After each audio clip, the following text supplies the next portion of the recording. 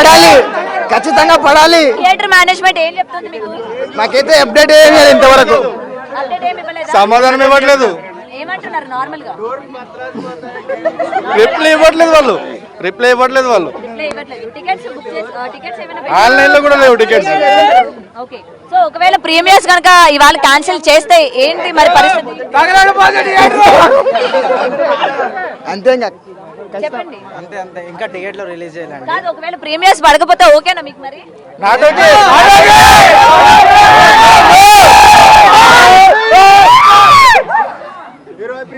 మరి ఏం మరి అంటే ప్రీమియర్స్ పడడానికి వీళ్ళకి డైరెక్ట్ గా సినిమా రిలీజ్ అయితేనే చూడాలి అంటున్నారు కదా. అక్క పడతాక ఈ రోజు 1 గంట అయినా సినిమా చూసే ఇంటికి వెళ్తాం. కానీ మరి ఎటువంటి ఇన్ఫర్మేషన్ లేదు కదా 1 గంటకి పడుతుందని కూడా ఏం చెప్పలేదు. అక్క పడతారక్క, కొంచెం టైం పడతారు అంతే.